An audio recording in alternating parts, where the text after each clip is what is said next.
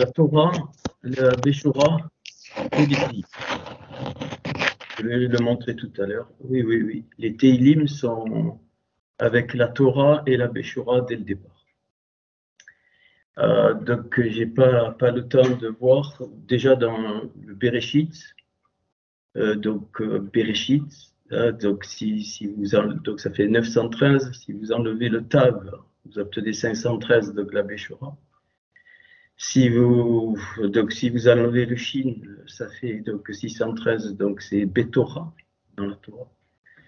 Et donc, c'est évident que il y a donc ces trois axes principaux que j'avais trouvés donc, sur le Emet, la Emouna et donc le Or, donc la lumière. Eh bien, on les retrouve dans ces trois dimensions, donc la Torah, la Béchora et les Tehillim. Donc, on va voir et on va un petit peu se centrer sur ce qu'on appelle les psaumes des degrés ou les psaumes de montée de l'ascension, des ascensions. Alors, je ne sais pas comment, donc je vais présenter donc la chose, j'en sais rien. Je vais voir. Alors, tout d'abord, ce qu'il faut comprendre, c'est que donc il y a donc à chaque lettre, vous savez qu'on attribue une valeur, enfin on a la valeur, ce que j'appelle l'intensité, et donc bien chaque verset, chaque mot donc a son intensité, son rayonnement. Et donc, alors par contre, dans quand on obtient on obtient des nombres, on les décompose en nombre premier. Ça c'est pas bien difficile, hein, voilà. Et mais après, donc on va faire cette idée que j'ai eue déjà dans les nombres triangulaires, mais ça c'est un petit peu compliqué. Il faut savoir que les lettres, il y a les voyelles, donc tous les petits signes, hein, donc qui est un peu l'âme du corps, du mot, de la lettre. Mais les lettres sont aussi couronnées. Elles ont des taguis. Donc le corps c'est la Torah. Ça c'est moi, hein, ça. Je n'ai pas trouvé ça. Les voyelles, c'est un peu le chant, donc le chant de la Torah, le chant du corps, et qui est résumé, si on sait le voir, par la Béchora. C'est donc le chant, hein, quand on parle la Torah avec les signes qui nous permettent de prononcer, bien pour moi c'est la Béchora. Nous souffrons énormément de ne pas avoir le texte original des 4 Béchorim. Il y en a 4, ça je l'ai montré avec les fameux 5 rois contre 4. Hein. Les 5 rois, c'est quand Abraham, bien sûr, ça c'est l'histoire, mais je trouve derrière que les 5 livres de la Torah et qui vont arriver. Alors c'est comme un condensé, mais une explication, un accomplissement qui est donné. Et donc c'est ces 9 lumières, ça fait 9, hein, 5 et 4, 9. C'est ces 9 lumières qu'on retrouve en constante derrière tout ça. Donc et il y a des lettres qui sont taguées, c'est des taguim. Alors tagué, peut-être ça vient de là le mot, c'est des couronnes, c'est-à-dire elles sont couronnées. Et il y a des couronnes, il y a une couronne ou 3 couronnes. Une couronne, 2 couronnes ou 3 couronnes. Et donc une couronne fait 7, ce qui est normal. Bon, dans les voyelles, chaque point fait 10 et chaque barre fait 6. Très facile, ok. Donc ça donne une autre. Je ne vous le fais pas parce que c'est trop. Voilà. Et les couronnes, les taggim, donc les taggim pour moi sont les Tehillim. C'est-à-dire les psaumes, c'est pas des prières dans le sens classique du terme, pas du tout. Hein, c'est la Torah.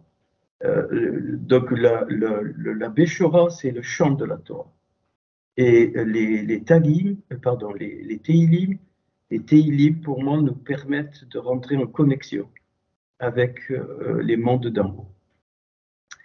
Il y a plein de secrets de la réparation dans les Tehillim. Donc, j'ai dit depuis un moment, par exemple, le psaume 119 doit se réécrire en 8 chapitres de 22 lettres au lieu de 22 fois 8. Et donc, je sais que Jean-Marie en français a effectué cette chose et il trouve des choses sans aller dans l'hébreu. Rien. Rien qu'en français. Bon, ça ouvre. Je pense que lors de l'échange, il nous en donnera 2 mots. OK. Donc l'image, c'est vraiment donc la Torah, le chant de la Torah, c'est la Béchora. Le shir, c'est la Béchora, et les psaumes sont les connexions, sont les chants de connexion. Donc c'est absolument colossal, hein, c'est de Hachem. Et donc, on ne peut pas dissocier les trois. La souffrance de ne pas avoir, pas du tout, on n'a pas du tout aucun texte vraiment original, style massorétique, des 4 Béchorim, au moins les 4. Je ne parle pas du reste, je ne parle pas des lettres, ni de l'Apocalypse. Bon, au moins les 4 Béchorim, on ne les a pas. Même le Shem Tov, qui est le plus ancien, bon, donc on souffre. Hein. Bon, c'est une souffrance parce qu'on ne peut pas se fier. On est obligé de regarder, il faut beaucoup de temps. Et donc, on ne peut pas démontrer comme on démontre dans la Torah. Mais donc, on peut faire des petites choses. Donc, OK. Donc, la Béchora ne doit plus du tout être lue avec l'aspect derrière chrétien. C'est quelque chose d'important et vu les périodes qu'on vit, tout ça, bien sûr, bon, ça, on avance, mais on doit vraiment réfléchir là-dessus et donc au maximum donc relire, donc lire, mais avec une lumière donc différente. Je m'excuse, c'est peut-être Béatrice. On force. Donc je vous ai dit la dernière fois que donc les psaumes des degrés, ce qu'on appelle les psaumes des degrés, donc je préfère le mot ascension, l'élévation, donc ils sont fondamentaux. Ils sont fondamentaux, donc, et c'est pas pour rien que le premier psaume des degrés commence après le psaume 119, qui est le plus grand, qui est le plus fort, qui est en tout, en intensité, en tout, en nombre de lettres, en tout, et que j'ai placé donc au centre de la roue sur une pétale, parce que c'est juste symbolique. Et donc le psaume 117, qui est le plus petit, mais qui est pas qu'il faut pas négliger, hein, il a deux versets, il est tout petit, et le 118 qui fait qui ferme la boucle entre le plus petit et le plus grand, mais ça on en reparlera donc, du 118. Donc il y a 15 psaumes, 15, pas un de plus, pas un de moins, qui sont donc ceux qui écrivent, et en particulier David et Salomon, il en a écrit un, Shlomo. Eh bien, ils disent carrément que c'est Amaalot, c'est-à-dire la montée. Hein, donc, Shir Amaalot, le chant de la montée, de l'ascension. Et puis, il n'y en a qu'un, le 121, je vous l'ai donné la dernière fois, il faudrait le regarder, le mot à mot, voir moi, bien sûr, je sors des choses, mais j'aimerais que vous vous exerciez un petit peu. Et le 121 qui est 11 au carré, 121 c'est 11 au carré, bon, c'est lui, il te dit donc les maalot, pour monter. Et donc c'est pour ça que je l'ai placé, donc vous expliquer des choses là-dessus. OK. Donc, il y en a, donc, il y a ces 15 psaumes. Alors, quand on regarde un petit peu, donc, j'ai fait tout un programme tout automatique. Hein, vous ne pouvez pas le faire à la main, donc ça, personne ne vous demande ça.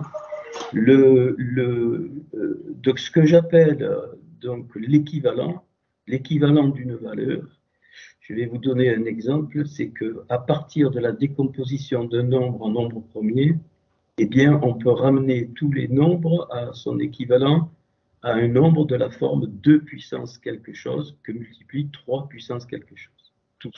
Voilà. Et ça, donc c'est facile. Donc, je peux vous donner, par exemple, le 5, c'est le 4e nombre premier.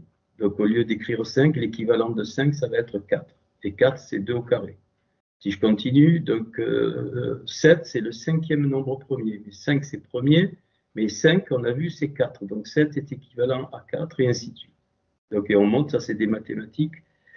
Et donc, et ça nous aide beaucoup, parce que les nombres qu'on obtient hein, sont énormes, puisque le programme il fait tout, mais c'est énorme, et des fois, voilà. Et les l'équivalent nous permettent de faire des classes.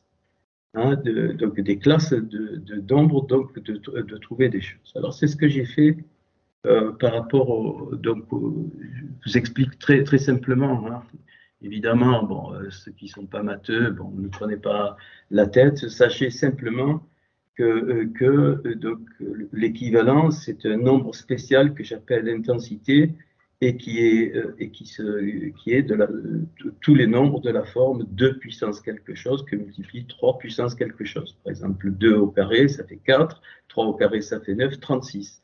36, c'est un nombre voilà, que je peux décomposer en 2 puissance quelque chose et 3 puissance quelque chose. Pourquoi 2, 3? Parce que c'est la dualité, et donc le 3, donc c'est le développement.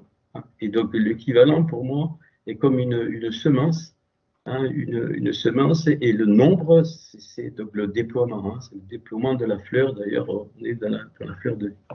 Alors on va rester un moment sur les psaumes, parce qu'après, je voudrais finir avec le psaume 119. On va voir ce que Jean-Marie a trouvé en français. Et donc en corrélation avec les Lamentations, qui lui a 7 chapitres de 22, pareil, alors que le psaume 119 a 8 chapitres de 22. Quand on le réécrit, hein, quand on les réécrit. Alors ça, ne faites pas ça à la main. Hein. Il y en a qui, franchement, hein, vous ne pouvez pas. Moi, j'ai fait tout un programme exprès. Quand on regarde là, c'est un classement du premier verset de chaque psaume. Premier verset de chaque psaume, parce que le premier verset marque le psaume. Donc, tout ordre alphabétique hébraïque. Hein, donc, ça se classe tout seul. J'ai fait un programme aussi pour ça. Et donc,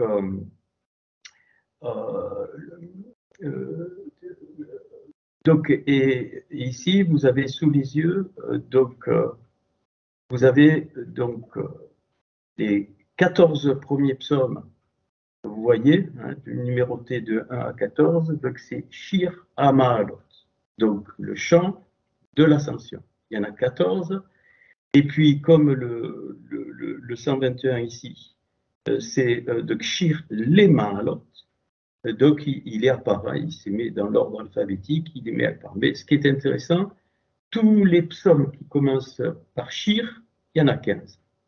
Pas plus, pas moins. Ça, c'est l'extrait d'un fichier qui se fait automatique. Il y en a 15 que vous avez sous les yeux. Donc, alors 14 ici. Alors ici, c'est Shirou, c'est-à-dire son chant, les Yodévavé, pour Yodévavé Shir, donc qui est à part. Donc, c'est pas Shir, c'est Shirou. Donc, et il y en a 5 ici. Donc, ça fait 19, comme par hasard. Donc, 19, le nombre de la réparation. 19, c'est la valeur de Rava, de Ève. Peu importe. Et il y en a un donc, particulier, les Ma'alot.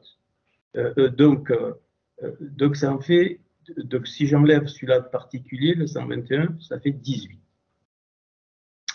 Donc il y a 14 Shir HaMa'alot ici, Et puis si j'enlève celui-là qui est avec les Mahalot au lieu de Ha Mahalot, donc si Shir Mizmor, donc chant de psaume, donc les Asaph, donc ça c'est Asaph, hein, donc qui est dit de Asaph. Bon, je n'ai pas mis le reste, c'est juste pour que vous voyez donc le nom. Or, donc il y a 1, 2, 3, 4 psaumes qui commencent par Shir Mizmor, donc qui se rajoutent à ces shirs-là, donc ça en fait 18 plus le psaume 121, 19 pour monter. Donc 18. Tout autour de la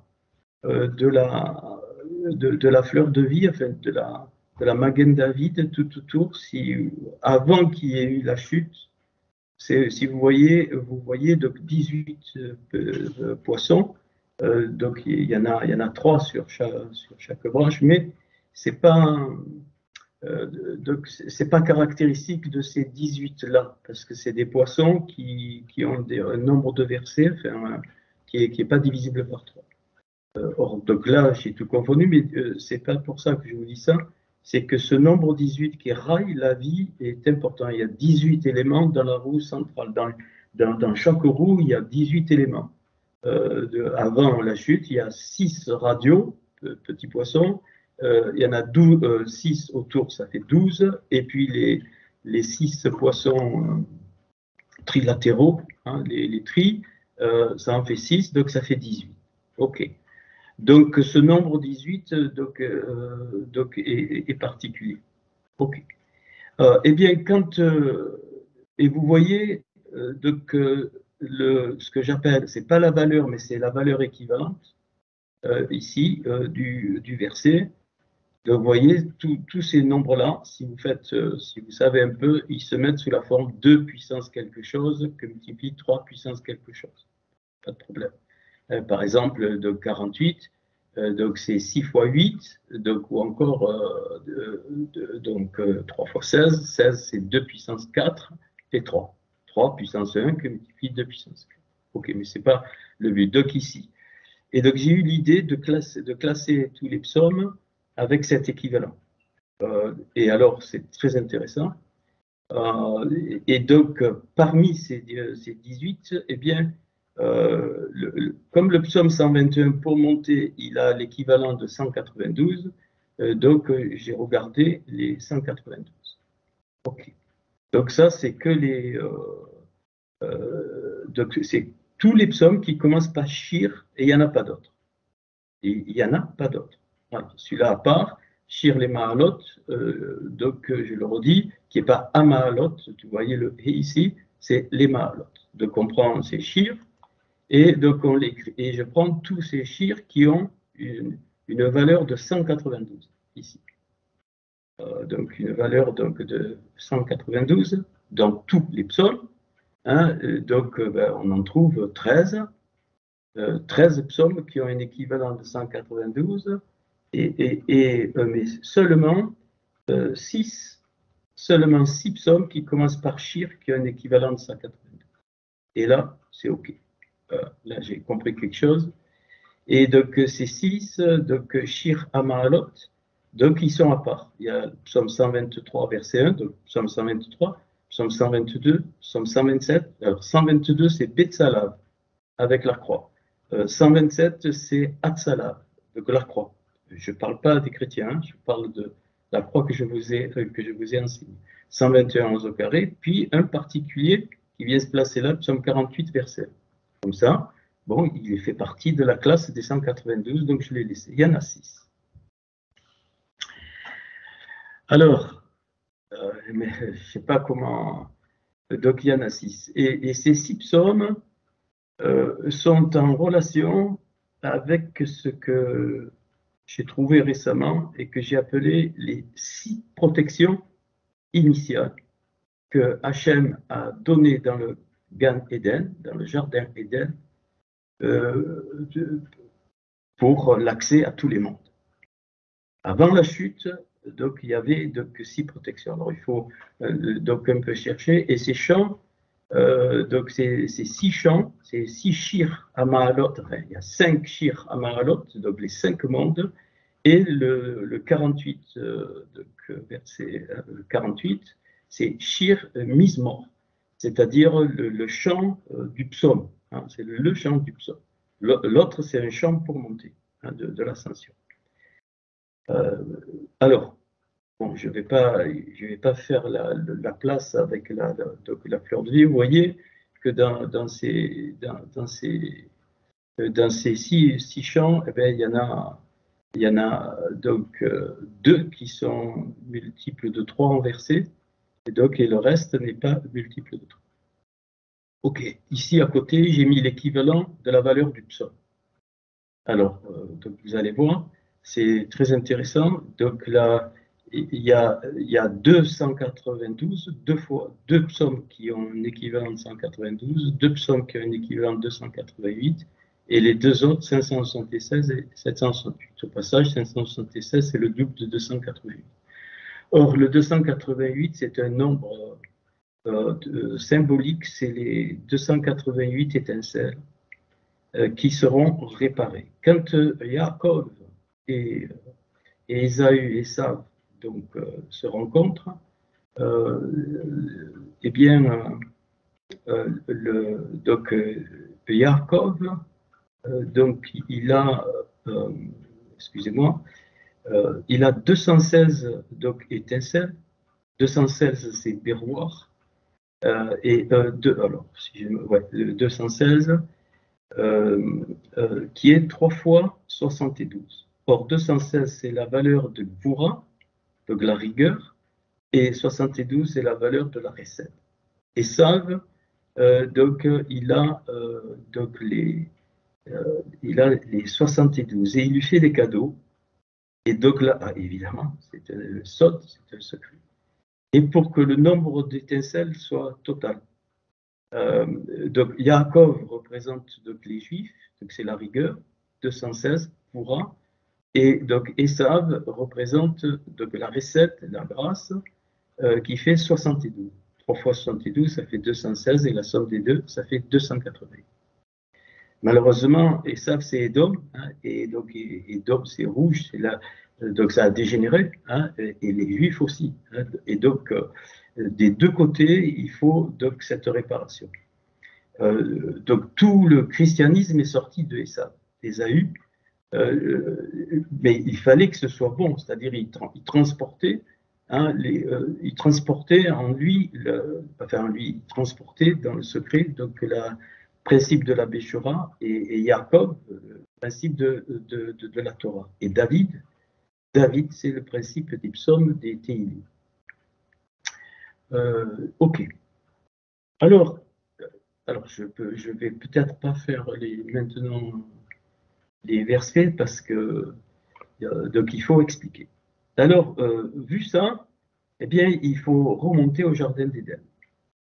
Et donc, il faut remonter au jardin d'Éden pour comprendre ça. On ne peut le voir qu'avec les lettres, donc hébraïques. Donc, je vais essayer d'expliquer ce que je veux montrer. Enfin, ce que je veux montrer.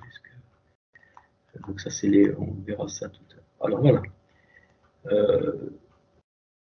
Alors, donc on revient au texte de la Genèse, donc, où il est dit qu'il y avait. Donc, alors, je n'ai pas eu le temps de vous mettre les traductions et vous notez, je vais exprès doucement. Ve'etz, le premier mot ici, donc, est arbre, Raïm, des vies, les vies, de Bétor, qui est donc au milieu, Bétor, Agan, au milieu du jardin.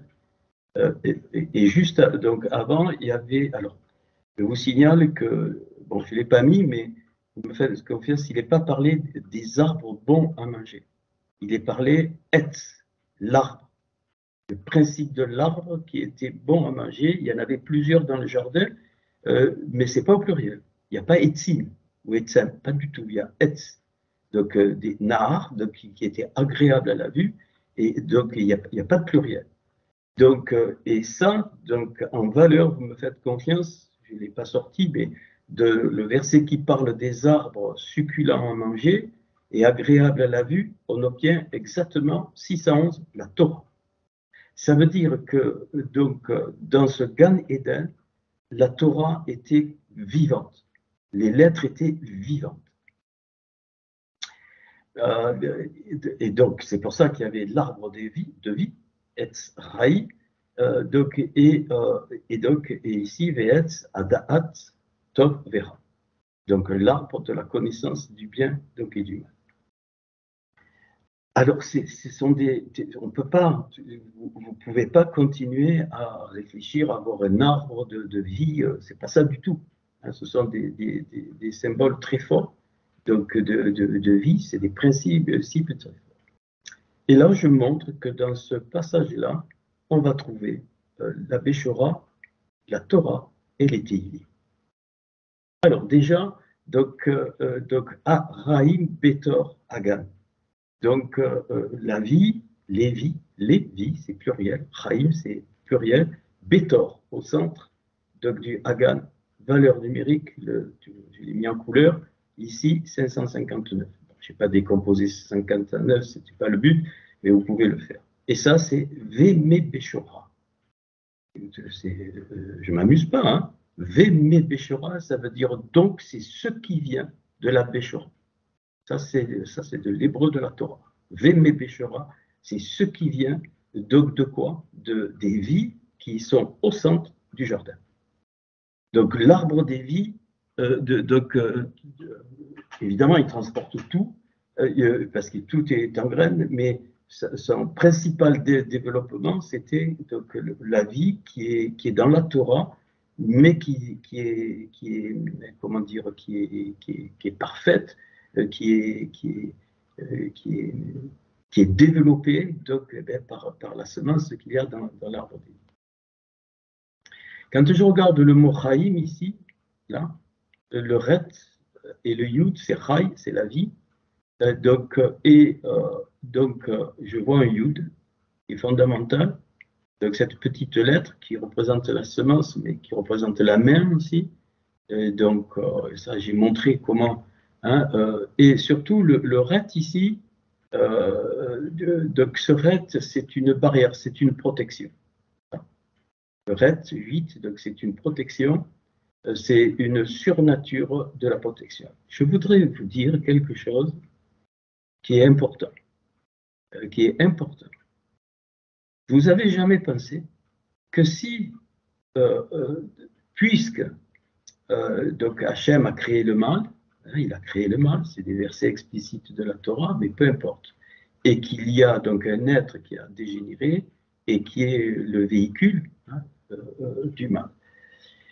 Dites-moi, bien-aimés, tous les êtres humains qui sont nés depuis, on va dire depuis la chute hors du jardin d'Éden et quand il y a eu donc tout, vous ne pensez pas que cet être qui a une gloire colossale, qui a toujours une gloire colossale, mais qui est en attente évidemment de jugement, vous pensez vraiment que vous seriez encore en vie? Mais cet être-là, c'est un ravageur. C'est ce qu'on appelle des chédim. Les chédim, c'est des ravageurs. Hein, donc, c'est la même valeur que Shatan. Les chédim, c'est pareil. Shatan est le prince des chédim. Ne voyez pas Shatan comme une personne. Je vous demande d'arrêter ça, ces choses-là. Ne voyez pas du tout. C'est un principe que Hachem utilise, c'est lui qui l'a créé. Il a créé Ben Sharar et Liel, fils de l'aurore, étoile du matin, et Liel, c'est la même racine que Alléluia, que quand on dit Alléluia, c'est-à-dire je m'élève vers toi, Ya. Hein, et Liel, c'est ça, c'était donc l'étoile du matin, la lumière du matin, c'était quelqu'un, une gloire très importante. Or, il a dégénéré, on sait, cette entité a dégénéré. Vous ne pensez pas, vous auriez même pas pu naître. Si Hachem, dans la vie, il n'avait pas mis le ret, la barrière de protection, tu ne sors même pas du ventre de ta mère. Il te bouffe, il te détruit complet. Ça, je voudrais que tu saches ça. et que tout autour de toi, il y a des milliards et des milliards et des milliards et des milliards, je sais pas, il n'y a pas de nom à dire de ce que toi tu appelles des anges, mais encore les conneries chrétiennes avec des anges avec les plumes, hein, ça ne m'intéresse pas, ce sont toutes les énergies positives. Toutes les énergies sont autour de toi et ils te gardent. C'est un chômeur Israël, gardien d'Israël.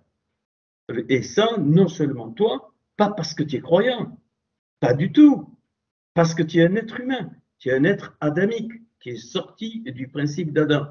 Et donc tous les êtres adamiques sont gardés par ce principe-là, par le principe du raï, de la vie, qui sort du Etzraïm, de l'arbre des vies. Sinon, personne ne serait en vie, personne. Il a des pouvoirs tels, cet être qui était de lumière et qui aujourd'hui donc est Shatan, il a des pouvoirs qui ne te laissent pas en vie. Mais tu rigoles, quoi. Ni toi, ni tes enfants, ni tes biens matériels, rien, il te brûle, complet. Voilà. Donc, ne va pas chercher des choses, il faut faire aussi pour être protégé. Non, par principe de la vie, tu es protégé. Voilà. Par principe de la vie, tu es protégé. Chaim, tu es protégé.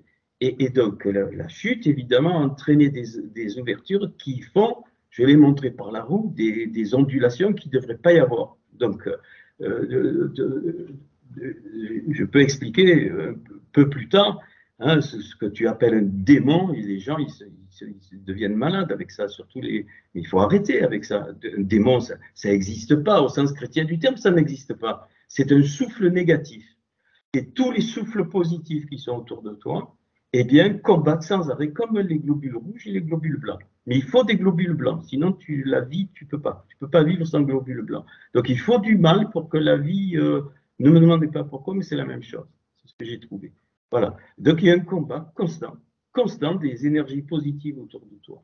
Toi, et qu'il faut. Et donc, et Adam, à cette époque-là, dans le Gan Eden, quand il lui dit de nommer, en fait, il avait le pouvoir de façonner les choses.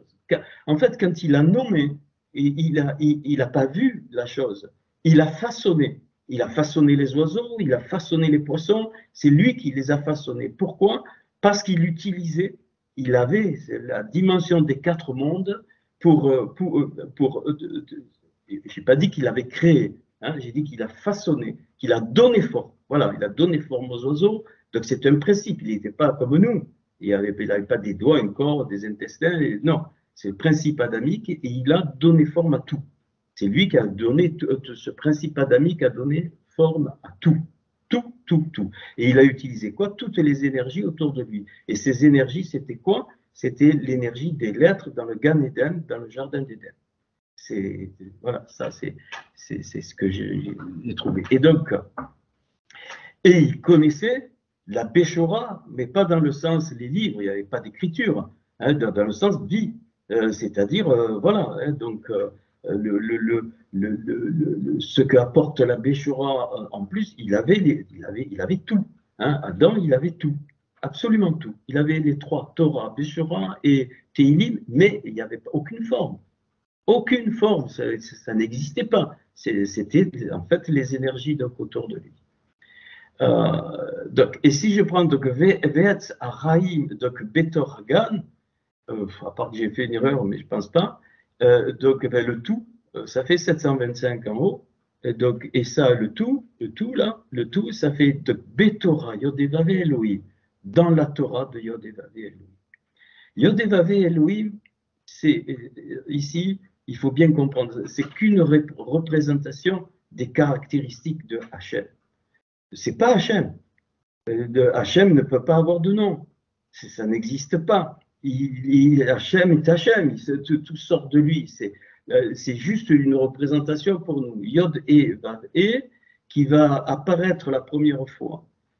Donc en Genèse, de suite après le Shabbat de Bereshit 2, verset 4, verset 3, où jusqu'avant, il y avait quoi? Il y avait Elohim, 35 fois le nom d'Elohim, et plus j'en trouve 6 en code, et donc ça fait 42. Et ce 42, c'est le nom d'éclat, Bam, hein, 42, ça veut dire l'éclat, hein, c'est que Hachem a introduit dans la création. Et Elohim, lui, là, c'est la rigueur. Hein, c'est les rigueurs, ça correspond à la Gvoura, c'est-à-dire dans la Séphira, la Gvoura, la force. Donc, ok. Et c'est Elohim qui a façonné les lettres pour la race adamique. Et Yod et Vavé, donc, alors, je vais peut-être le dire maintenant, Yod et Vavé, c'est donc la partie recède, la partie, j'allais dire, artiste, mais c'est la même chose. Yod et Vavé, Elohim, tu peux pas dissocier, hein, c'est pas possible. Hein. D'ailleurs, 86 et 26, ça fait 112. Hein, donc voilà. Donc 112, ça fait 4 fois 28. Et 28, c'est les 28 lettres de la création. Donc, ce n'est pas le but. Et voilà pourquoi apparaît en Genèse, donc la première fois qu'apparaît Yod et Vavé Elohim. Alors, je vous le dis maintenant. Après, ben, on va voir. Hein. Donc, le Yud, c'est la Béchora. Du moins, le principe de la Béchora. Le Yud, c'est un Vav. Vous voyez, c'est le Vav, plutôt, c'est un Yud tiré, développé. Lui, c'est là. Et encore dans le Yud, il y a le Ketz, c'est-à-dire la tête du Yud et la petite queue ici qui s'est développée, qui a donné le Vav. Le Vav, c'est la Torah. Je vais, si vous voulez, c'est merveilleux. Hein. Si je prends, pourquoi je dis ça?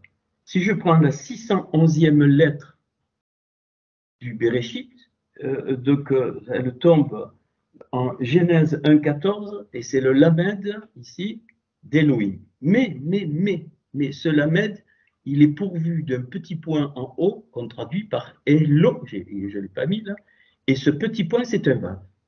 Donc la 611e lettre secrète de la Torah, c'est 611, c'est la Torah, c'est un Vav. Ok. Maintenant, Béchora, ça vaut 513. La 513e lettre de la Torah, c'est Veiken et fut ainsi Genèse 1,11 et ça tombe pile dans le Yud, dans ce Yud-là de Yehi, donc pas Yod et Vavé, mais qui est Yehi, donc il fut ainsi. Et puis, Tehilim, ça fait 485. Eh bien, la 485e lettre, c'est assez, c'est-à-dire il a façonné, et donc pareil, c'est un shin, mais il y a le point, et le point te porte juste à côté sur le he. Voilà. Donc, démonstration que le yud, ça représente le principe de la Béchora, le vav, le principe de la Torah, et les deux he, c'est les deux souffles des Tehilim. Souffle pour monter et souffle pour vivre en bas. C'est pour ça qu'il y en a deux. Et donc, la Torah fait la jonction entre ces deux souffles des Tehillim et tous se regroupent dans le Yud, dans la Béchora. Ça ne veut pas dire que la Béchora, elle est, on n'est pas dans les lettres là. On est dans le jardin d'Éden, c'est des principes, c'est des principes de Hachem. Alors, je vais le montrer tout à l'heure, j'en parle plus. Donc, ok. Puis je continue, donc Ve'etz Adaat, le Tov Vera, donc, et donc l'arbre de la connaissance. Alors, la connaissance ici, c'est important de le comprendre, c'est la porte du temps. Dalet, la porte, et Het, c'est le temps. C'est-à-dire que le temps n'existait pas, mais la Da'at, donc la Da'at, c'est la porte de l'éternité, et cette porte, elle fait 4. Hein? Dalet, il fait 4. Et le temps, donc il fait 470, mais on s'en fout ici. Alors 474, comme tu veux, donc c'est pas un souci. Donc avec le Dalet. Donc, et donc il y a eu un problème. Cette éternité dont le principe adamique qu'on appelle Adam ne vivait dedans. Il faut pas l'espace-temps aujourd'hui nous apparaît après la chute. Après la chute. C'est après la chute. Avant la chute, il n'y a pas. Il n'y a pas de mort, il n'y a rien. Hein, il n'y a pas de mout. Il n'y a rien. C'est, entre guillemets, le paradis. Et le Gan Eden, je vous en prie. Hein, donc Eden, c'est l'éternité. Hein, Ein Dalet Nun, qu'on a traduit par délice, c'est les mêmes lettres que Ad, que Ed, le témoin, ou que l'éternité. C'est pas un lieu sur la terre. Ça, c'est des conneries. Le Gan Eden se trouve dans le monde de la Assia, c'est-à-dire le monde supérieur auquel on n'a plus du tout accès depuis la chute. Et donc Adam avait accès donc, aux 4 mondes, au-dessus d'une autre, de Olamazé, et c'est pour ça que la porte ici, ça vaut 4. Ok. Et ce Etz Ada'at Tov, donc la quoi? Donc la porte du temps du bien, c'est-à-dire qu'il y aura le temps où ça j'ai jamais trouvé, où donc les deux Tov Vera se réuniront, excusez-moi, se réuniront, pardon, en ce que nous on appelle le bien, mais c'est pas ce bien-là, c'est pas ce Tov-là, hein, c'est pas ce bien. Ok. D'ailleurs, retenez, Tov Vera, ça fait 293, hein, 17 et 276, ça fait 293. Ok. Donc, je retiens le final, ce qui sera appelé bien, mais ce n'est pas ce mot-là, il n'y a pas de mot. Hein, ok, 496, et c'est donc Ateili, donc les psaumes. Point, c'est tout. Démonstration que dans les arbres, il y avait la Torah. Bon, j'ai oublié de vous mettre tous les arbres bons à manger, c'est la Torah. Et donc les Teilim qui font en fait les Teilim font les connexions. Et donc normalement, il ne faudrait lire aucun Teilim, comme l'a d'ailleurs la Torah et même la Béchora, dans aucune langue. Aucune autre langue que l'hébreu. Aucune autre langue, ça n'a pas de sens. Parce qu'il y a des secrets profonds dans les Teilim, et les Teilim font la montée et la descente, c'est l'échelle de Jacob. C'est la Sulam Hol, la voix. Alors, les Teilim, c'est une voix. Alors, bon, je ne peux pas tout démontrer. Maintenant, voilà, donc ceci étant dit, et on va voir quelque chose d'intéressant. Et je vais donner donc des détails. Là, vous avez ce qu'il y a au milieu donc, du jardin. Mais en fait, ces deux arbres, ils sont confondus. À ce moment-là, que ce soit la Béchora, tout est confondu. Que ce soit la Béchora, la Torah, plus les Teilim, comment dire, c'est vivant, entre guillemets, éternel, c'est parfait. Voilà, c'est parfait. Il n'y a rien. Parfait. Parfait. Il n'y a que quelque part où cette entité qui a déjà dégénéré, eh bien, le but de la création, donc le but de ça, c'était d'engloutir donc cet être qui s'appelle Chatan, mais malheureusement, donc le principe adamique a failli, et donc voilà, on doit réparer. Sinon, il n'y aurait pas eu de réparation, on ne serait pas là, et on ne serait pas là. Il n'y aurait eu rien, il n'y aurait pas eu l'Amazé, on n'aurait pas connu ce monde, ainsi de suite, ainsi de suite.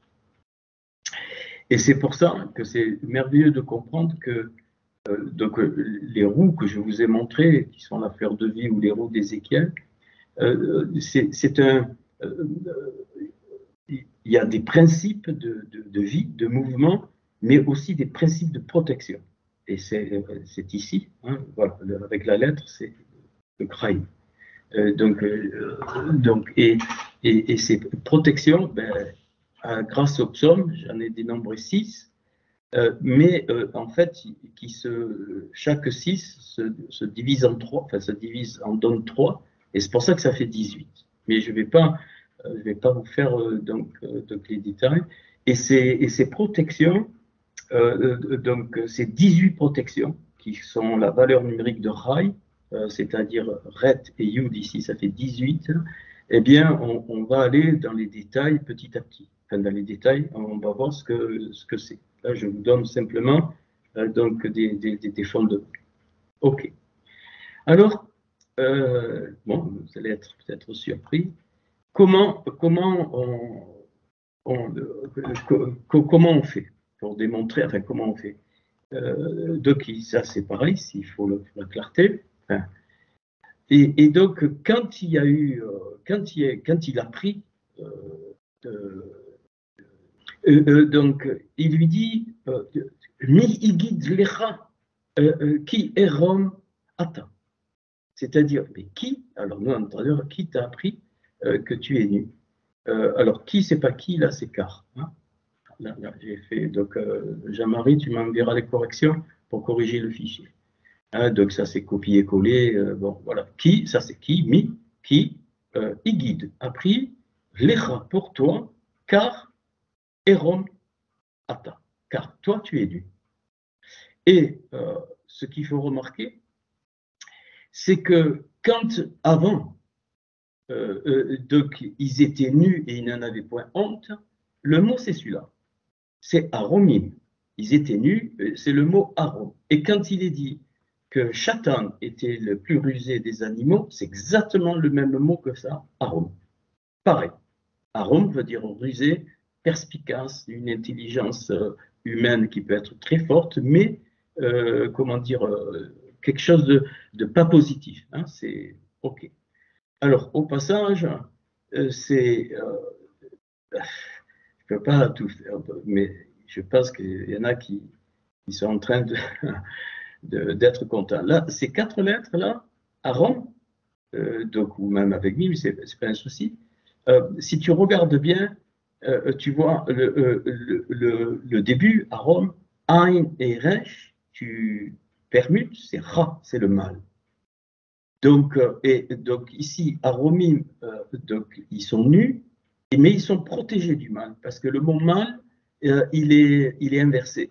Mais c'est ça. Et si je retraduis Vemecha, si j'inverse, ça veut dire donc ce qui vient du mal. C'est-à-dire que quand ils vont prendre conscience qu'ils sont nus, mais ne voyez pas nu le corps, je veux dire, ils sont. Alors, ils étaient nus. Ça, avant la chute, ça s'écrit comme ça. Ils étaient nus parce qu'ils avaient l'intelligence parfaite de Hachem. Tout. Ils étaient comme Dieu. Voilà. Et donc, ils étaient dénudés de toute forme de ruse, de haroum, ainsi de suite, ainsi de suite. Et donc, et quand il lui pose la question, il lui dit mi igid. Déjà, donc, un prix magnifique. La valeur, ça vaut 22. Donc, il est en train de lui dire, mais qu'est-ce que tu as fait avec les 22 lettres pour toi, les rats? C'est-à-dire, le 50, c'est la révélation. Quelle révélation tu as fait avec donc les 22 lettres? Et la somme de ça, le mi fait aussi 50, ça veut dire c'est les deux, hein, tu peux mettre deux noun ici, ça veut dire c'est les 22 lettres, les 22 énergies entourées par deux noun, c'est-à-dire donc, le trafic de la révélation humaine, ça t'amène à 122. Et donc 122, c'est Tzalav. Donc ça sera la solution, Tzalav, ça, c'est le Tzadé, c'est le Het, c'est l'arbre, c'est pareil, l'arbre du cœur. Ça, je vous l'ai appris. Et donc, ça m'amène forcément, enfin, pour moi, le psaume 122, c'est pas un jeu là, hein, qui a 9 versets, donc qui correspondent donc, aux 9 lumières qu'à ce moment-là, elles vont être perturbées. On va voir pourquoi. Donc, ok. Et quand il lui dit toi nu, le vav a disparu. Et donc, il a été remplacé par le Yud, mais avant. Il lui dit Echom. Ça y est, c'est perdu. Parce que ici, la différence 10 et le Vav ici, ça fait 4. Ça y est, ils ont perdu les 4 mondes. C'est-à-dire, il lui dit, alors c'est dans le sens contraire, pourquoi? Parce qu'il lui dit exactement, ils étaient nus à Romim, donc tout était bien en place. Et donc il y avait donc le Yud ici à Romim, hein, donc le yud final, tout est en place. Donc, et qu'est-ce qui se passe? Eh bien, ils vont être. Alors, vous voyez, ça fait donc 320, hein, donc ici, et là, Romim, c'est 368. Mais ce n'est pas ça le problème. Donc, la différence, elle est de 4. Je vous signale qu'au passage, quand, pour faire la protection, plus tard, il va lui mettre la peau. Il va mettre la peau. Eux, ils se sont fait des rogorotes. Des rogorotes, c'est-à-dire des pagnes. Et vous savez combien ça fait, rogorotes? Eux, hein, c'est Adam. Rogorotes, ça fait 611, la Torah. C'est-à-dire, ils ont fait une Torah. Quand tu vas lire, ils se sont fait une ceinture en feuilles de figuier. Hein, donc le hélé, c'est la feuille, puis la racine du mot figuier, c'est la barque. C'est un autre problème. C'est pour ça que Yeshua donnera pas mal de choses avec la barque, avec les barques. Et que la pêche des 153 poissons s'est faite dans une barque, parce qu'ils remontent donc au jardin d'Éden, donc oui, donc Elétéena, hein, donc un feuillage de figuier. En fait, quand il est devenu Rome, Adam avec Ève évidemment, donc et Rome, il nous dit qu'il a eu peur, il est allé se cacher, enfin, peu importe, derrière des arbres. Mais il est allé se cacher derrière la Torah, c'est-à-dire il a maintenant une compréhension de la Torah, j'ose dire pour nous une compréhension doctrinale de la Torah, et donc ça ne tient pas, c'est ok. Et Hachem, un peu plus tard, il va lui faire des kéténotes en peau. Donc, et c'est à ce moment-là que la lumière qu'il avait est devenue peau. Et là, tu le vois ici, parce que si tu passes le vav ici, au milieu, or, c'est la peau. Et le Hind, tu sais que la peau, c'est la transformée de or de la lumière.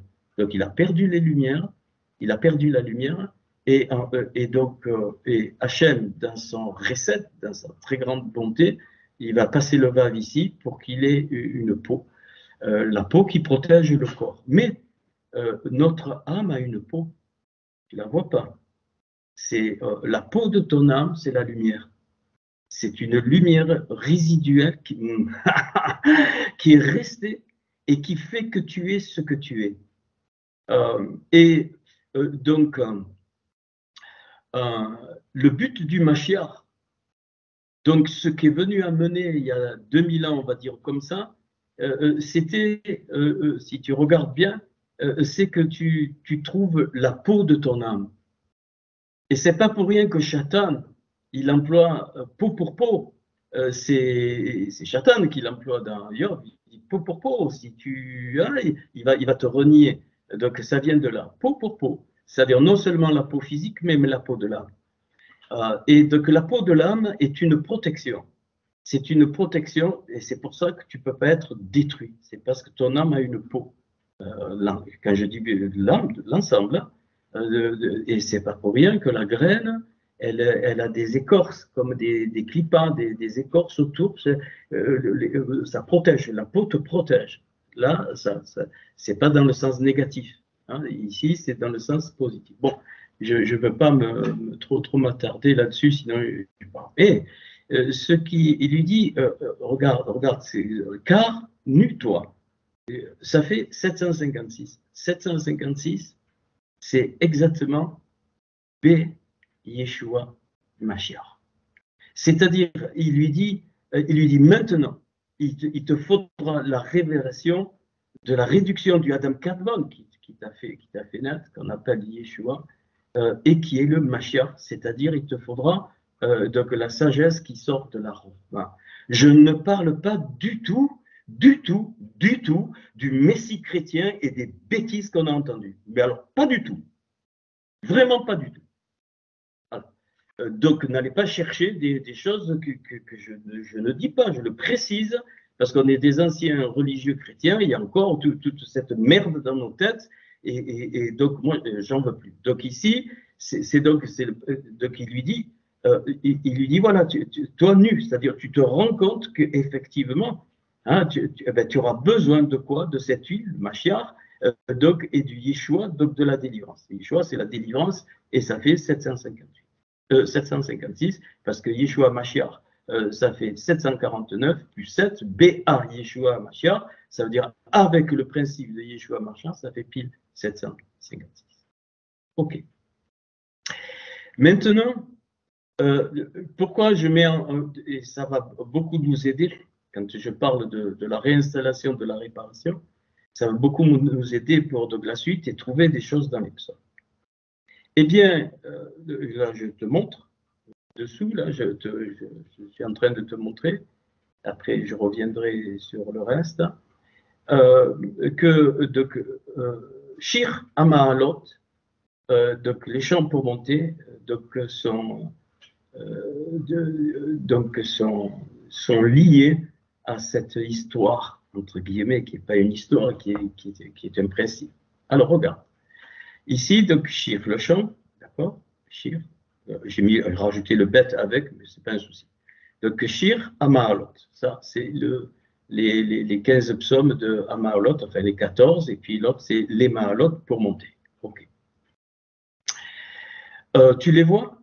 Tu vois, il a les lettres en rouge de Harum.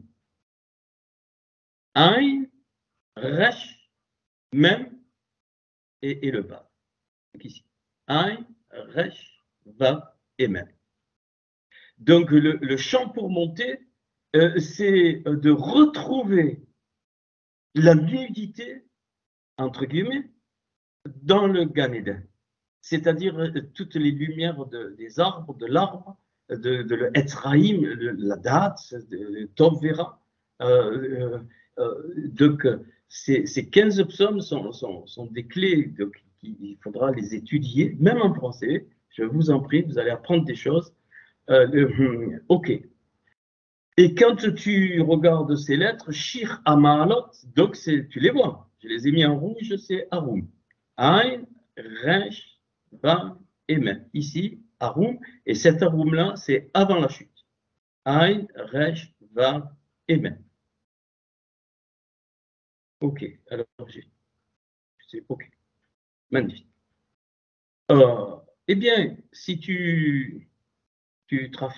sans trafiquer, tu prends ces lettres et tu t'aperçois quoi? Que c'est exactement la même chose que Shai Leha Betorah, le don pour le peuple de la Torah, dans la Torah. C'est le chiffre Amaralot. Donc tu ne peux pas aller autre part, tu peux pas. C'est aussi Tal Ami Beshora, c'est-à-dire Tal, c'est l'élévation, c'est l'exaltation. C'est alors il y a plusieurs significations, dont une, hein, c'est donc un monceau. Un monceau, même on peut traduire Tal par une, mais aussi exaltation. Pourquoi? Parce qu'il y a les deux. Donc il faut monter, ça veut dire descendre aussi, mais pas descendre dans la façon négative. Donc Tal Ami Beshora, donc l'exaltation, l'élévation de mon peuple dans la Beshora. Et puis c'est quoi? C'est Véchar, donc Bétéilim, et la porte des psaumes. Notez, hein, notez. Je n'ai pas eu le temps de faire, je ne peux pas vous donner la blédine chaque fois, hein, donc vous notez. Donc je répète, donc, quand vous voyez alors avec, ou tu enlèves le bet, c'est pas un souci, hein, tu obtiens la même chose. Shir Amaalot, ça veut dire que c'est cette montée, c'est pour le peuple, donc le peuple, et c'est un don, c'est un don. C'est-à-dire, c'est un cadeau. Shai, ça veut dire cadeau. Et si tu inverses, yesh, donc, eh bien, c'est l'existence, c'est la vie, hein, c'est l'existence. Mais donc, c'est aussi donc, l'exaltation de mon peuple. Donc, cadeau et l'exaltation. Donc, le cadeau, c'est la descente, et l'exaltation, c'est la montée. Donc, c'est l'échelle de Jacob, donc, ça va et ça vient, ça monte et ça descend. Et donc, la porte des Téhilim, c'est pour ça qu'il y a plusieurs Téhilim qui parlent de la porte éternelle, élevé volento, nous, voilà, ça vient de là, enfin, ce que j'ai compris moi. Donc, Véchar, char, d'ailleurs, c'est chevelure aussi, mais d'onction, mais Véchar, donc, Téhilim. C'est-à-dire que la porte se trouve dans les Télim. Donc, tu ne peux pas te dispenser, évidemment, de la Torah, de la Béchora. Malheureusement, on n'a pas les trucs, mais aussi des Télim. Mais pas de la façon comme on le fait. Bon, je récite un psaume, voilà, ça me fait du bien. Non, non, non, non. C'est de la façon de monter dans les mondes. Et quand, et je suis très sérieux, tu crois quoi? Vous croyez quoi? Que de coup, on est ravis comme ça? Mais pas du tout. C'est pas ça. Monter dans les mondes, c'est pas ça. Pas ça du tout. Hein. Tu restes tel que tu es, mais il se passe des choses eh bien, dans ton âme et donc, comme la montée permet la réparation à l'intérieur des niveaux de l'âme, du moins les trois qui ont été touchés, puisque la raya n'a pas été touchée, eh bien, ça pousse la peau de l'âme.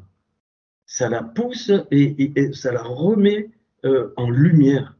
Et la peau de l'âme, au lieu de devenir ténèbres, eh bien, par la réparation, eh bien, grâce à cette élévation, donc elle devient lumière de l'âme. Et tu rayonnes.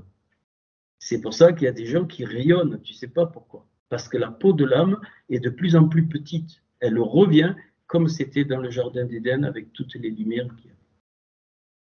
Ok. Alors, donc ici, bon, vous voyez, je vais exprès tendrement et enfin, lentement pour que vous ayez le temps d'assimiler.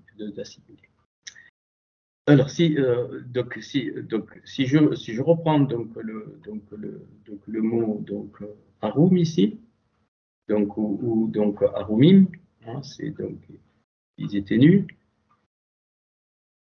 Eh bien, on va donc on va voir donc il y a alors, tu vois qu'il y a 6 lettres. Le bet, c'est moi qui l'ai rajouté. C'est juste pour voilà pour un petit peu de récréation pour montrer ce qu'on peut obtenir. Tu vois là. Alors Arum, tu vois, c'est 316 sans le bet, hein, 316 4 fois 79. Je vais vous montrer que je ne vous dis pas n'importe quoi. Hein. Non, je ne le dirai pas. 79, c'est Arorma. L'Arorma 4, les 4 mondes. Donc, Arum, quand ils étaient Arum, ils avaient la sagesse des 4 mondes qui était perdue ici. C'est ce que j'ai compris. Quand tu rajoutes Béharum, hein, le bête, c'est moi qui l'ai rajouté, mais tu obtiens quoi? 318, 6 fois 53. 6, c'est la Torah du jardin. 53, c'est le jardin. Donc, c'est la Torah du jardin qui était quoi? Vivante, parce que Ish, c'est 311. Donc, B-A-Ish, donc avec le principe de Ish, c'est 318. Ou la femme, c'est pareil. Hein. La femme, c'est 306. Mais aucun problème. Hein, aucun problème. Ok. D'accord. Et donc, au pluriel, c'est pour ça que Hachem, là, on voit qu'il ne peut pas créer un individu. Et c'est une grave erreur. Enfin, il peut pas. Il ne veut pas que l'individu soit un individuel. Tu le vois dans Mim, Arumim, c'est pluriel. Arumim, tous les deux, ils étaient. Et donc la valeur 366, 6 fois 61. 61, c'est maintenant, on passe de la Rochma. Maintenant, 6 fois 61, c'est la Bina. Qui est lié au prophète. La Bina, Bin, c'est l'intelligence. C'est le discernement. Voilà, voir. Hein. 6, c'est la concrétisation. Hein. Ça, le 4, c'est les 4 mondes supérieurs. Et 6, c'était la concrétisation. Donc, on a ici le principe du Ish et le principe du Isha. Les deux, Adam et Ève, étaient différenciés en Ish et Isha, justement. Donc, le Ish pour exercer les 4, de la sagesse des 4 mondes, et Isha, donc le principe féminin, donc 6 fois la Bina pour mettre donc en pratique. On le voit dans le monde donc des séphirotes. Alors, il y a 6 lettres, 6 protections. 6 protections fondamentales à Rumi. La première, elle est donnée par le Ein, qui est le source, qui est la source. Et donc, là, donc, le mot, bon, je l'ai mis, mais c'est bon, c'est Hegel. Hegel, c'est le veau, c'est le cercle. Donc, c'est le signe des le Hegel, donc le veau, enfin, ou le cercle, c'est le signe des mondes, donc, des mondes supérieurs. D'ailleurs, la valeur fait 103, hein, et donc 103, c'est la Emouna du Aleph du monde d'Atsilut. Donc, c'est très supérieur. Mais ce que je veux vous dire ici, cette protection-là fondamentale qui va, on ne va pas le faire ce soir, qui va avoir 2 acolytes, hein, pour la protection de la peau de l'âme, c'est quoi? C'est Hegel. Alors, bon, il n'est pas fait, le Gimel Lamed Gal, c'est le dévoilement de quoi? Du Ein, de la source. Dévoilement de l'œil, le dévoilement. Et c'est quoi? C'est première protection, c'est notre identité. Identité que Hachem nous a donnée, le Ein. Or, dans la majorité, quasiment, tout le monde a été victime d'une perte de l'identité. C'est pour ça que la première chose qu'il dit à Abraham, l'Era, va pour toi, va vers toi, va vers le centre de ton âme, va sous la peau de ton âme, pour que sous la peau de ton âme, la Torah fasse l'effet et que la peau diminue, ne devienne plus une obscurité, mais de plus en plus une lumière qui va rayonner. Ça, c'est la lumière que je vous donne. Hein. Je ne dis pas, ça nulle part, et c'est merveilleux. Et pour nous, donc le gal ici, c'est le gilgulim, c'est la même racine, c'est-à-dire c'est le retour. Il faudra du gal tant qu'on n'est pas arrivé donc à notre aïn, c'est-à-dire à notre œil. Et c'est pour ça que Nicoudim, Nicouda, c'est la brebis œillée, marquée avec l'œil pointillé. Pointillé, c'est œillé, pas le temps. Et c'est pour ça qu'il y a l'épisode dans Jean 3 de Nicodème. Et qui n'a alors rien à voir avec ce qu'on a appris. Alors rien du tout. Voilà. Et en fait, il lui dit, il faut que tu dévoiles ton identité. Pas ton identité que les autres t'ont donnée. Je l'ai expliqué la dernière fois dans la montée dans la montée de la fleur de vie, dans le centre, vous avez compris. Donc diminuer, il faut que je diminue et que lui croisse, c'est pas que je me mets sous une table, c'est qu'il faut que j'arrête de vouloir être ce que les autres voudraient que je sois ou qu'ils veulent m'imposer, ou vouloir faire quelque chose pour laquelle je n'ai pas été fait. Il faut arrêter avec ça, y compris la Torah. La Torah n'est pas un jeu. Y compris la Torah. Si tu n'as pas été fait pour aller dans l'hébreu, n'y va pas.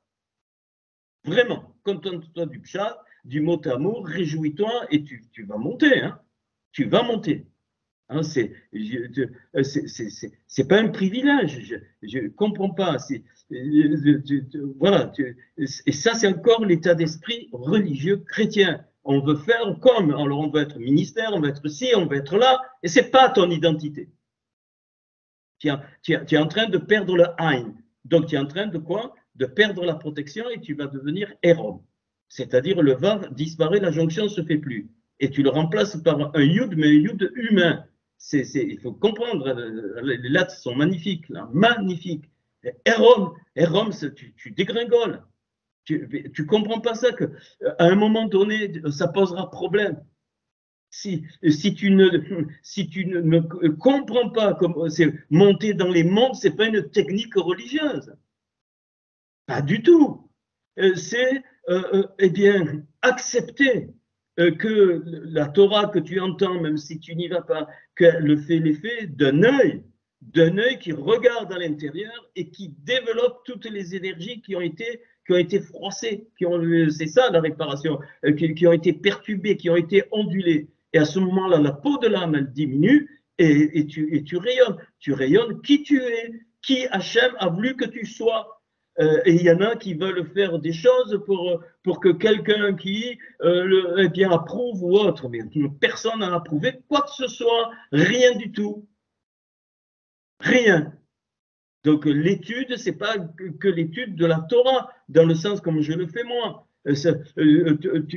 Tu peux être une Torah ambulante en vivant simplement ta vie parce que tu trouves ton identité. Et donc et tous les grands artistes ont compris ça, tous ceux qui sont, et donc forcément tu seras rejeté, c'est normal, parce que quand tu vas vers toi, c'est-à-dire tu veux être toi-même, pas dans le sens de l'ego, mais dans le sens de Hachem, ce qu'Hachem a voulu, eh bien forcément que ça va sortir, ça va éclabousser de façon positive, magnifique, et donc ça va faire des jaloux, ça va graisser des dents, comprends bien ce que je dis. Et c'est pour ça là, je voudrais vous donner quelque chose, c'est qu'il y a trois principes fondamentaux. Et donc, il y a trois choses que j'ai trouvées et qui sont par rapport donc aux protections. C'est les trois grands prophètes qui me parlent de ça, Ishaï, de Yirmaïu et Reskel. Je n'ai pas le temps de détailler avec les lettres. OK. Donc, le prophète Échaï va me montrer que son identité, il accepte son identité, il a la révélation des deux messianités, et donc il va vivre le rejet total. Rejet. Mais ça ne va pas écraser. Non, il ne faut pas pleurer, au contraire. Le rejet, mais pas au sens chrétien, mais ça suffit ça. Le rejet, c'est-à-dire bien, à partir du moment où ton identité de Hachem se développe, ben, les gens n'aiment pas. C'est l'authenticité. C'est normal, c'est normal. Parce que tu n'es pas seul, et c'est voilà, c'est comme les grands artistes qui donnent ils font des jaloux, mais par contre ils sont applaudis. Mais c'est la même chose là. Hein, il y a pas tout le monde va dans ce sens. Le Yirmaïu, ça veut dire quoi Yirmaïu désigné par Hachem. Désigné par Hachem. Or, notre désignation de Hachem, elle est vraiment enfouie sous une épaisse peau de l'âme, à tel point qu'on ne sait plus qui nous sommes. Alors, on va chercher des faux semblants, on va chercher des choses pour se, entre guillemets, comme on appelle ça, réaliser. Mais tu n'as pas à te réaliser, c'est des conneries. Pour faire voir quoi et ça, c'est Yirmaïu qui a été incompris. Donc, rejet, incompréhension, et Reskel, qui veut dire elle te fortifie.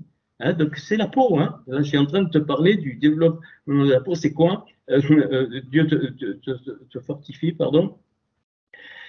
Solitude. La solitude, ça ne veut pas dire que tu fréquentes plus personne. C'est que les moments créatifs, tu es seul. Dedans, tu es seul. Il le faut. C'est nécessaire. C'est nécessaire. Donc, ton identité, la découverte de ton identité de Hachem va entraîner le rejet, l'incompréhension et la solitude, même si ce n'est pas devant toi.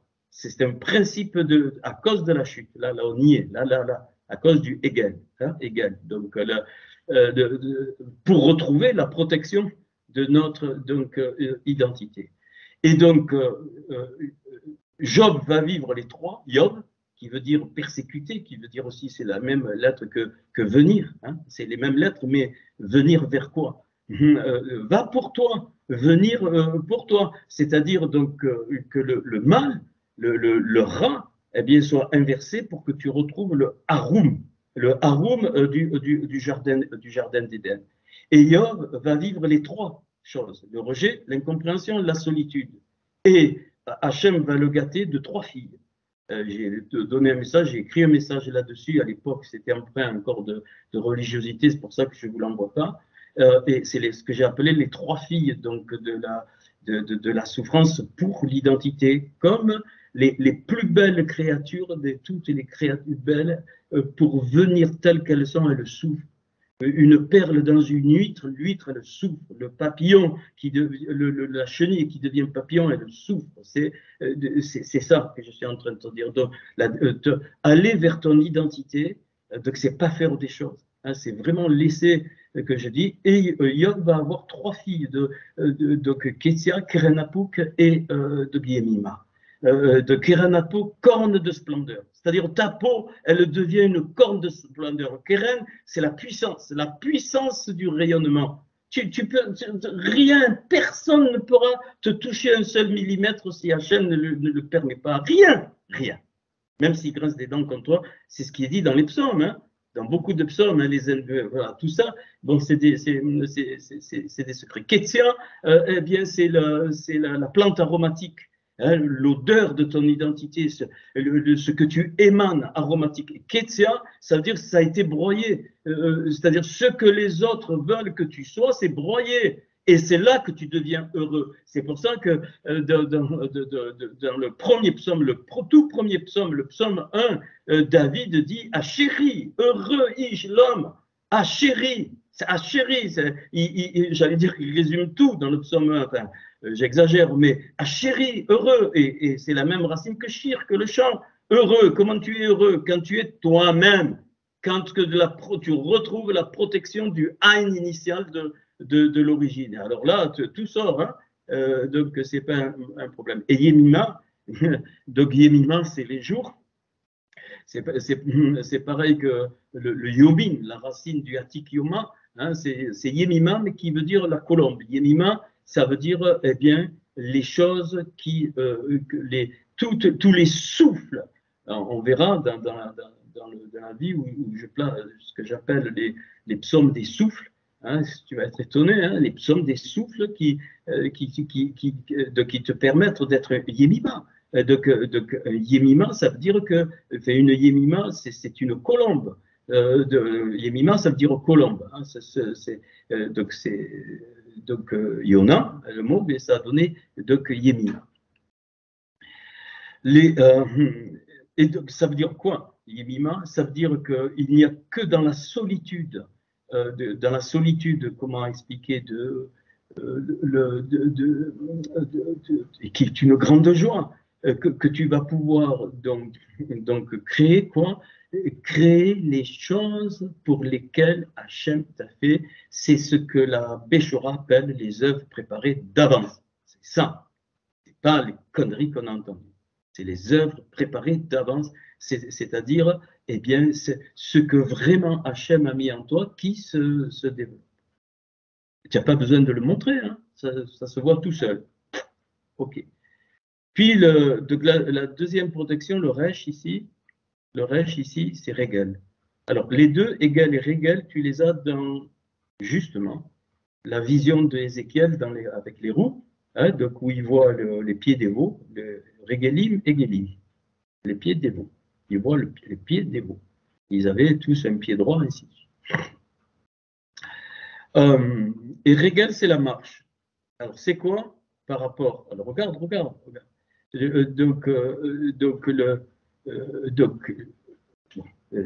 Pas que je m'excite, c'est tellement beau. Le Resh, c'est la tête, c'est le principe. Et donc, c'est le dévoilement du principe qui te concerne après ton identité, c'est-à-dire c'est le dévoilement de ton potentiel.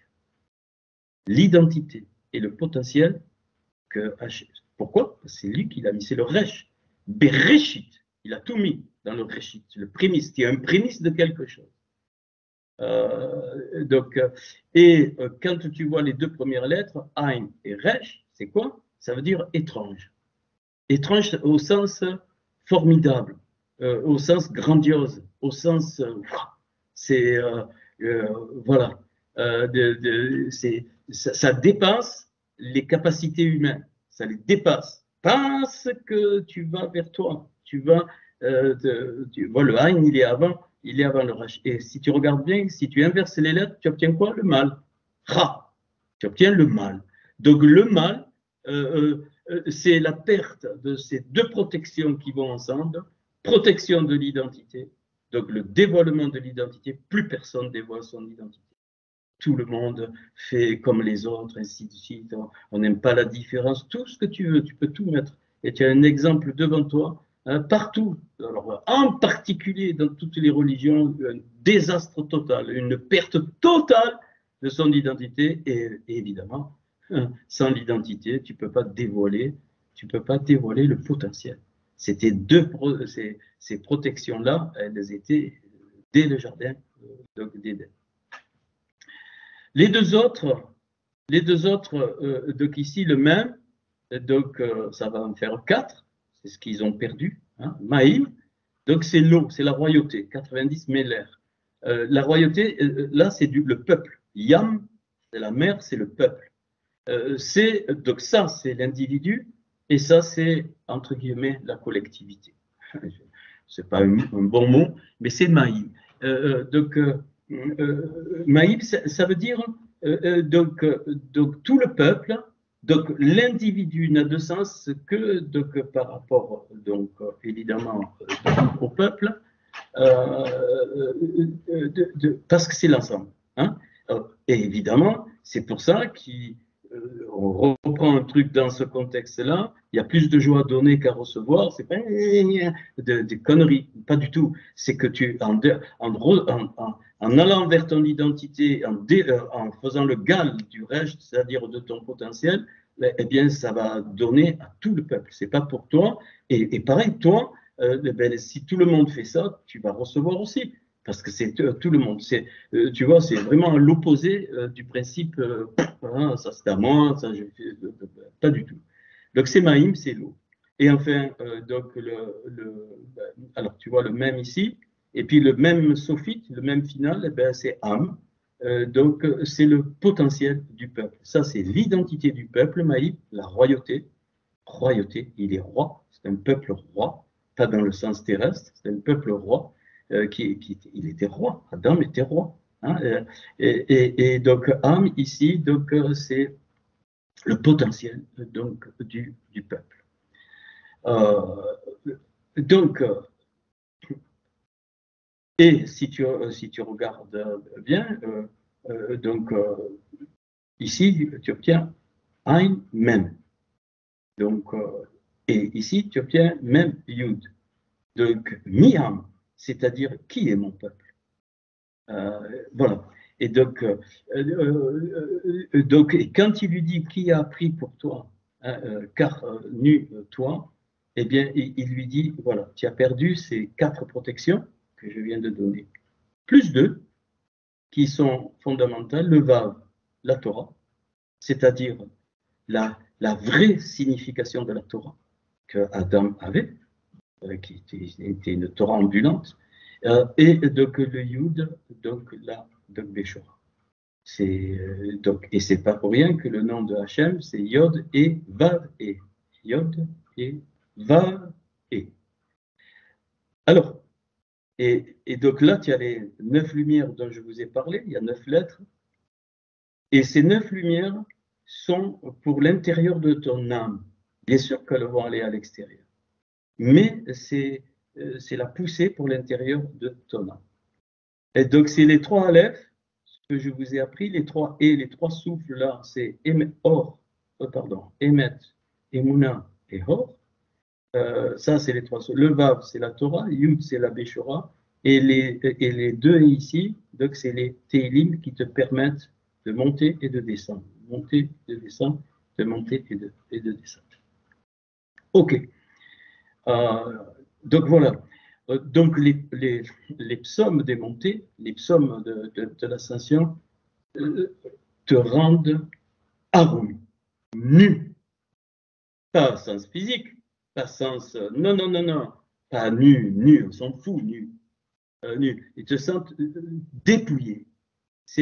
Rappelle-toi ce qui est dit dans la Beshora, hein, de se dépouiller. C'est ça, se dépouiller, c'est-à-dire c'est devenir soi-même et dévoiler le potentiel de soi-même, du peuple et le potentiel du peuple, l'identité du peuple et comment avec la jonction de la Beshura et de la Torah, et par quel moyen? Par les Teilim, par les psaumes. Ce n'est pas une technique que je vous dis, c'est pas ça, hein, c'est les principes. Donc les psaumes, les Teilim sont des principes. Ok.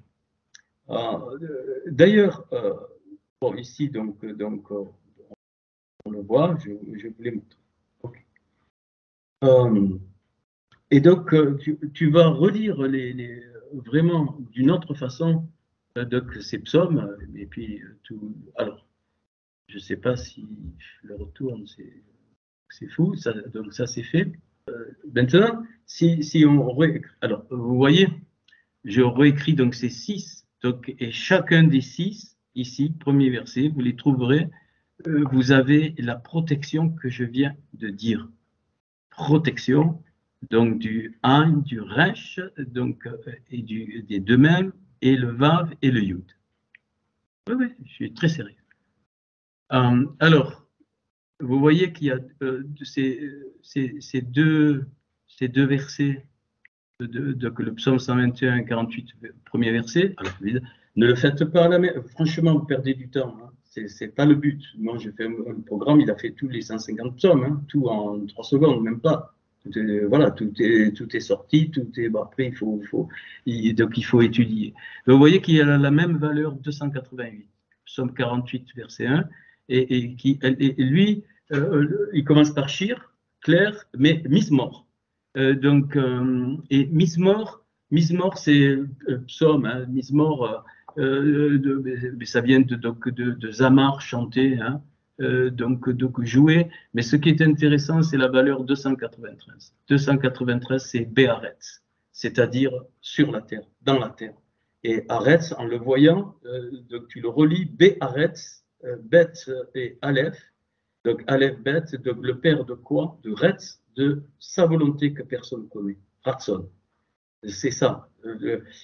Donc, et Mismor, donc le psaume, c'est quoi? C'est là, sans qu'on s'en aperçoive. C'est pour ça que c'est un chant, qu'on doit le chanter, Shir, enfin, on doit le chanter. On peut ne pas le comprendre, Shir, mais, eh bien, ça dévoile la volonté de Hachem qu'on ne saura même pas. Abraham n'a jamais su la volonté de Hachem. Jamais. Ça n'existe pas. Sa vie était l'expression de la volonté de Hachem. Voilà. Tout ce qu'il a fait, et c'est pour ça qu'il est écrit que donc Hachem a mis dans notre cœur des chemins tout tracés, mais l'homme est allé chercher bien des complications. C'est bien ce qui est arrivé dans le Gan Eden, hein, quand ils se sont fait les ceintures de. Voilà, ils ont créé une Torah, ils ont commencé à créer, on pourrait dire donc une religion. C'est merveilleux. Ça, tu ne peux pas le voir en français, ça c'est clair, hein, ça, bien sûr. Ok. Et c'est de quoi les Béné Korach. Et Korach, bien sûr, c'est Corée, il a fait, ça veut dire chauve, hein, Corée. Et c'est pour ça qu'il est parlé que l'aigle, il doit se rendre chauve, il doit se rendre Korach. Ça veut dire quoi? Ben, bien sûr, c'est un dépouillement, mais c'est surtout là, pareil, il faut jouer, enfin pas jouer, mais c'est évident, hein. Donc le red qui est la protection, là, ça c'est le red protection, tu la mets devant le kouf. Là, ici, ça fait roc. Roc, c'est la loi. De quoi? Du resh, du principe. Donc, je te donne ce petit secret, hein. Donc, Kohar ici, il dit pour les fils, les bénés, Kohar, c'est-à-dire les fils qui vont être protégés par quoi? Par la loi du principe, c'est-à-dire la loi de leur potentiel, le dévoilement de leur potentiel. Voilà. J'aime ça, j'aime ça, ok. Le psaume 121, lui, c'est les Mahalot. Hein, les Mahalot, qui est bien sûr une porte, ça c'est évident, je l'ai dit, je l'ai redit, donc c'est Véchar. Hein, alors, et c'est lève, donc, les yeux, hein, il n'est pas dit je lève les yeux, c'est pas vrai. C'est pas vrai. Voilà. Lève yeux, ça veut dire quoi? Ça veut dire je regarde dans la Rorma et dans la Bina, ça je l'ai montré déjà, dans la Rorma et dans la Bina, parce que 67 et 73, ça fait 140, voilà. Et Eini, ça fait 140. Les yeux, ça fait 140. C'est-à-dire que Rorma et Bina, lève-toi, pour ascension de la Rorma et de la Bina.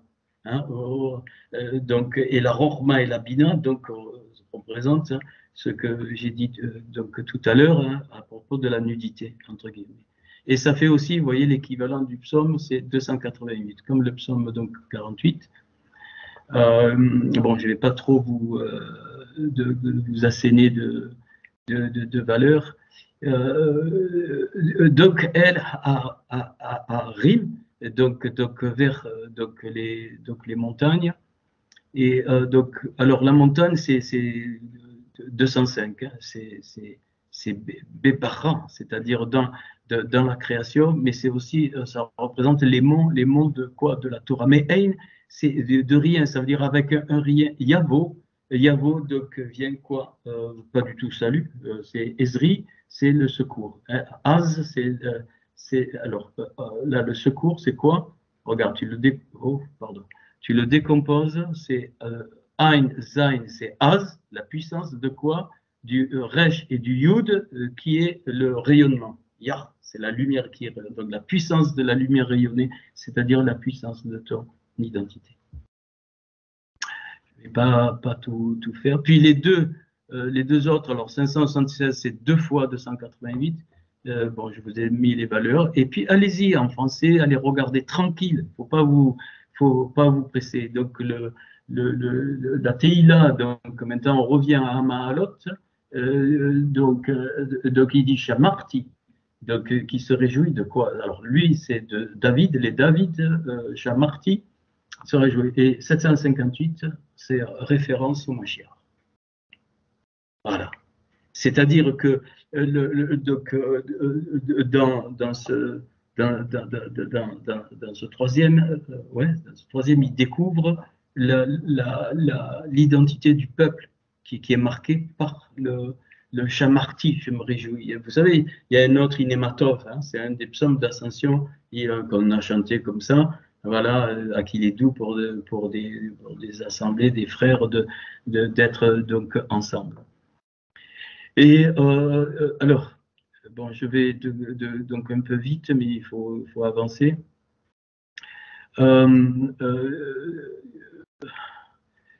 Alors, oui, donc, et puis donc le 123, donc c'est Shir Amalot, donc Elecha, donc vers toi, Nasati, donc j'élève, et tout le contenu de mes yeux.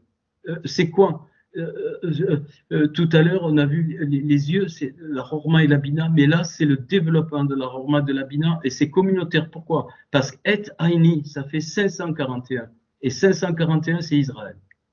Il y a Char El, droiture de El, et c'est aussi Kohelet, c'est-à-dire les Kohelet, l'ecclésiaste, mais ceux qui sont séparés. C'est le peuple d'Israël et les Goïm qui ont adopté El comme Hachem, qu'on appelle les Kohelet, donc les assemblées. Là, 140 et 401, ça fait 541. Donc il parle bien d'une approche communautaire donc, ici. Alors, le psaume 127, bon, donc lui, il est de Shlomo, c'est le seul. Et Shlomo, c'est ici, hein, c'est le seul psaume, je crois, de Shlomo, en tout cas attribué, enfin, où c'est écrit Shlomo. Et c'est Shalom. Hein. Shalom, c'est le Pacifique, c'est la paix, Shaloma. Donc, bon, après en valeur, je pense que ça doit pas être loin de Yeshua. Hein, donc le Shin 360, 400, 405, ouais. 405, bon, il faut, ouais, c'est donc Yeshua de Yah. Donc, et bon, on connaît, hein, donc il dit ceux qui bâtissent la maison, bâtissent ceux qui ont travaillé les bâtisseurs donc avec elle. Si l'Éternel non garde et ne veille, bon, on connaît par cœur, hein, mais il faut aller voir un petit peu derrière. Alors,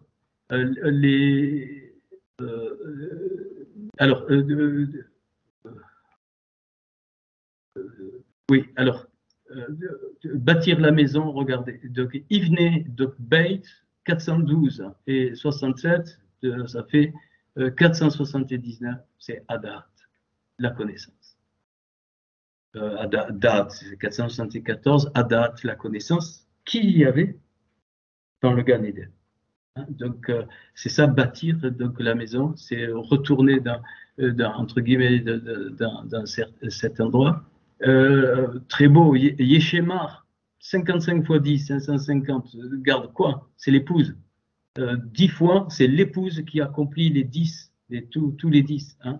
De Ir, la ville, donc 280 hein, donc, en valeur. Hein. Et la ville, si tu intervertis, ça fait rail, c'est-à-dire mon mal. Donc, hein, si tu intervertis. Mais quand tu remets, donc c'est ir, c'est presque le mot or, la peau, mais avec le 4 en plus.